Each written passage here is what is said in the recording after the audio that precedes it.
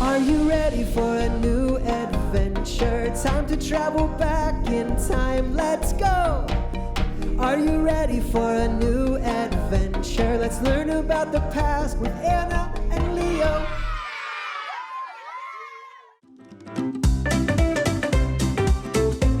Hi friends! Welcome to Unlock This, a podcast from Honest History, where we join our friends Anna, Leo, and Percy on adventures through time and uncover some really cool stories along the way.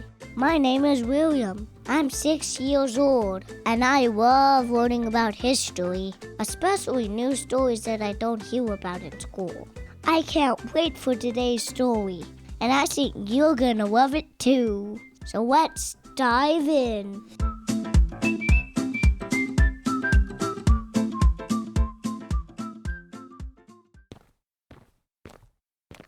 Leo, I brought some snacks for our next adventure. Would you like one?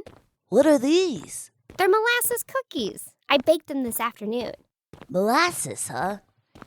That reminds me of this crazy story I heard. A story about molasses?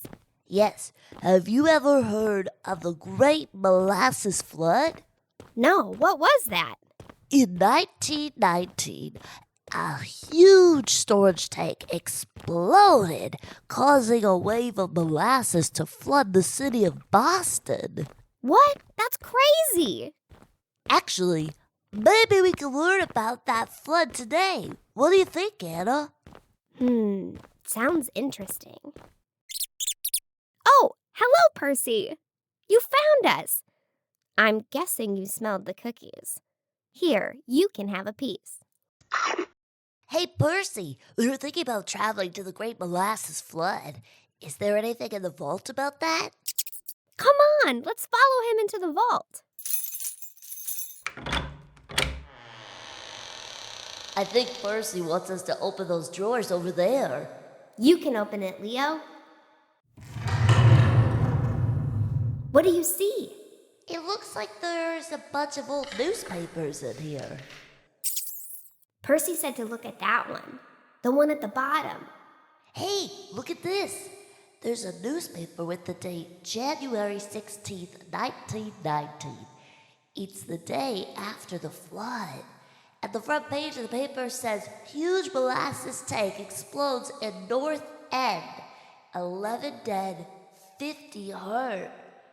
There's also an old piece of metal in here. I wonder what that is.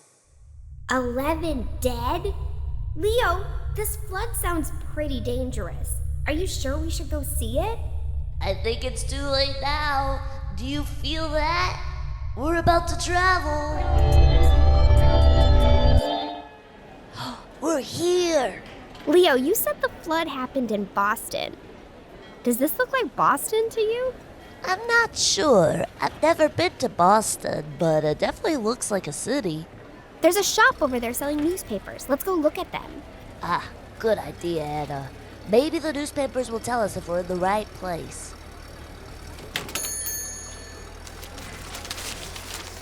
This newspaper is called the Boston Post. So we have traveled to Boston. And the newspaper says today's date is January 15th, 1919. And if I remember correctly, that's the date of the Great Molasses Flood. But I don't think it's happened yet. All the people around here seem very calm. Hey, look, there's a railway right next to us. I think those trains are going to that building in the distance. You're right. But what is that building? It looks like some kind of container. It's huge. I know exactly what that is. That's the molasses tank. You mean the one that's going to explode? Yep. Come on, let's get a closer look. Oh, jeez. Leo, is that a good idea? Percy, how much time do we have? Well, I hope you're right, Percy, because I don't want to be anywhere near that tank when it bursts. Leo, Percy said that we're safe for now, but I don't think we should stay here for long. Wait. What's that smell? I believe you're smelling fermenting molasses.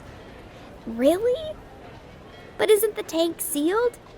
Why am I smelling it outside? Let's just say the tank wasn't built very well. Some of the molasses would leak out and drip down the sides, and people started complaining about the smell.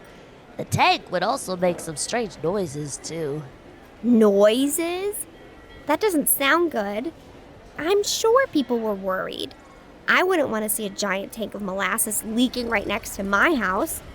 Yeah, people were worried. There were a lot of businesses in this neighborhood, and it was also the home of many Irish and Italian immigrants.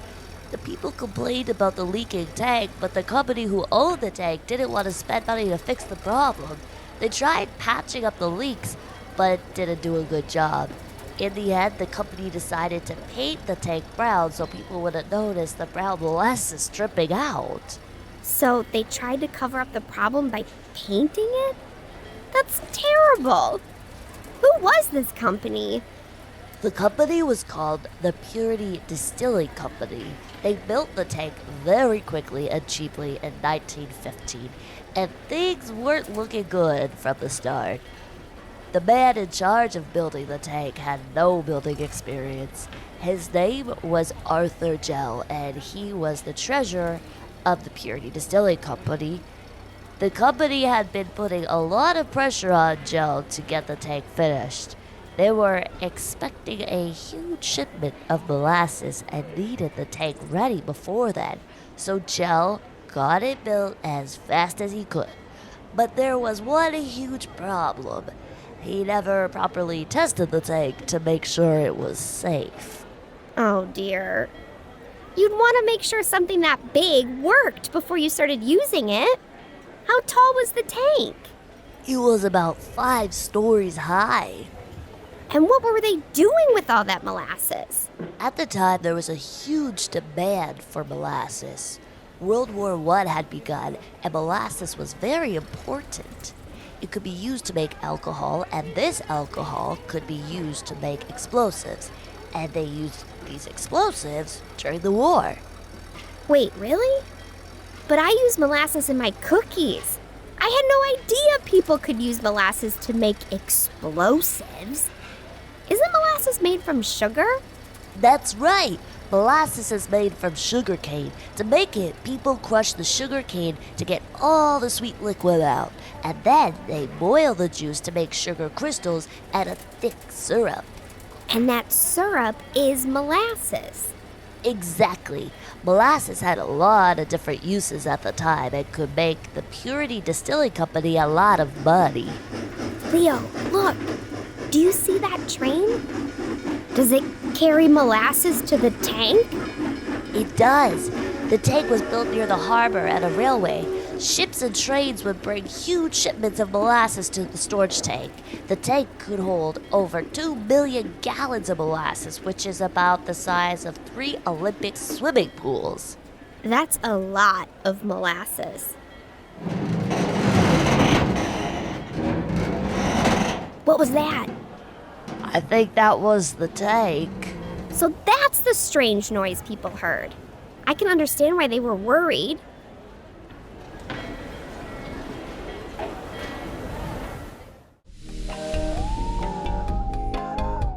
Hi friends, are you enjoying today's episode? I'd like to take a quick break from the story to tell you about another great place to learn about the past. Honest History creates magazines and books for kids that are filled with fun stories and activities that bring history to life. From pirates to spies to great inventions and so much more, you'll learn about interesting people, places, and events from around the world that made history. Created for kids ages 6 through 12, you can sign up and receive new adventures delivered straight to your doorstep every quarter. Just visit honesthistory.co. That's honesthistory.co to sign up today.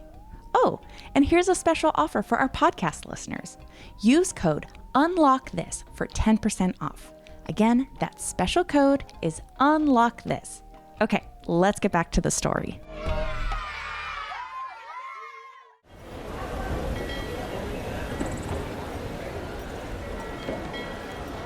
Leo, there seems to be a lot of people out and about today. They're out here enjoying the nice weather. You wouldn't have guessed it in January. This feels very warm for January. I would have expected it to be a lot colder. Uh-oh.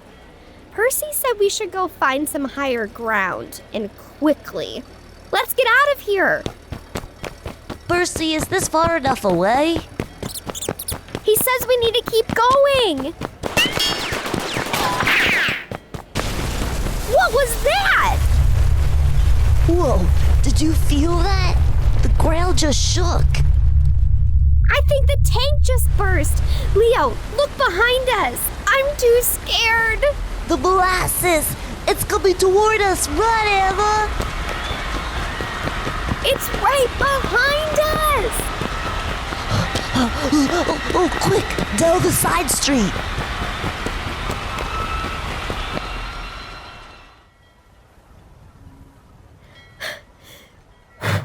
Good thinking, Leo. The wave is past us now. Oh, that was close. Percy, you could have given us a little bit more warning. Percy said he thought the molasses would have moved a lot slower. That's the problem with 2 million gallons of molasses. It moves faster than you think. We barely got out of the way in time. Do you think it's safe to go back? I'm sure there's a lot of people who need help. Yes, let's see if there's anything we can do.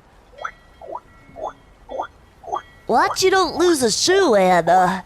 It's very sticky. It's getting deeper. Maybe we should find something to float on? Yeah, like a raft. Hey, look, there's a mattress over there. The wave must have knocked it out of his house. Let's climb on it. Ugh. Now we just need to find something to help us move, like paddles or something. How about this? I found these pieces of wood. They must have come from a building around here. That will work. The molasses isn't too deep, so we can use the wood to push off from the ground and it'll move us forward. Oh my, Leo, look! That wave of molasses destroyed everything. All these buildings have been crushed. And this is a piece of the tank? Yes, there's pieces of tank everywhere. Look, the wave of molasses was so strong it bent the steel beams that were holding up the train track. Help! Over here! Leo, there's someone trapped in that building. He needs our help. There's a fireman over there. I'll get his attention. Excuse me, sir. Oh no, he can't see us. Remember, Leo? Oh yeah, I keep forgetting no one can see us when we travel. I think the fireman heard the man too. He's going over there to help. There must be a lot of people in trouble after that tank burst. There was. After the warm molasses burst from the tank, it began to cool in the January air. As it cooled, the molasses became thicker and people and animals got stuck in the sticky mess. In the end, 21 people died and 150 people were injured by the wave of molasses. What a disaster. And look, everywhere I touch is sticky. It would take weeks to clean this up. Do you see the fireman over there? Yeah, it looks like they're spraying something. What is that? They're spraying seawater to try and get rid of the molasses. The water in the harbor will be brown with molasses for months. Oh, Leo, I think the molasses has started to cool. It's getting really hard to push through. Maybe we should try to get out of this mess. I think we might be stuck. We need to find a way to get home. Remember those objects we found in the vault? Maybe if we figure out what they are, we can get out of here. Well, I remember there was an old newspaper. It was about the disaster, and then there was that old piece of metal. Maybe we need to figure out what the metal was used for. Percy said that the piece of metal is called a rivet. A rivet. Like this? Leo, that looks just like the piece of metal in the vault. Yeah, I saw it floating here, but we still don't really know what it does. Percy said that rivets were used to hold the tank together. Oh, yes, that's right. Anna, remember the sound we heard? It almost sounded like gunshots. That was the sound of all the metal rivets popping out of the tank. They must have flown through the air and hit some of the buildings around here. And when all those rivets broke, the tank burst. Exactly. Oh, hey, Anna, do you feel that? I do! I think we won't be trapped here for much longer. Here we go! Phew, we're back. Yes, and very sticky. I can't wait to get home and wash some of this molasses off. Me too. I think there's even some molasses in my ear. Leo, what happened after the flood? Did anything ever happen to that company? Well, the Purity Distilling Company didn't want to take responsibility for what happened. The company said that someone tried to blow up the tank, and that's what caused the disaster. But the local people knew better than to believe that. They had seen the tank leaking for years and knew that it had never been built properly. There was a big investigation to figure out what happened. The investigation took 5 years. So what did the investigation uncover? The investigation showed that the disaster was the company's fault. The company had built the tank too quickly and never tested it to make sure it was safe. And that's why the tank broke on January 15th, 1919. Well, it just comes to show you, faster isn't always better. Yes, and thankfully, now there are rules to make sure a disaster like that doesn't happen again. Today, safety is very important. I don't know about you, but I think I've had enough molasses for a while. What should I do with all these molasses cookies? Do you want some? I don't, but I know someone who never says no to a snack. Of course! Here you go, Percy. The cookies are all yours. Welcome back. That sure was a great adventure. I don't know about you, but I'm gonna tell all my friends about this amazing story. That's all for now.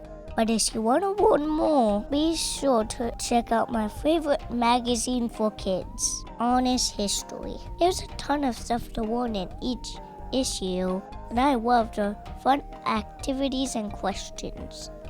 Bye! This episode was narrated by Nikki and JoAnn Schinderle and written by Heidi Coburn. The production was read by Robot Pirate Media. To learn more about Honest History, visit us at honesthistory.co and follow for updates on social media.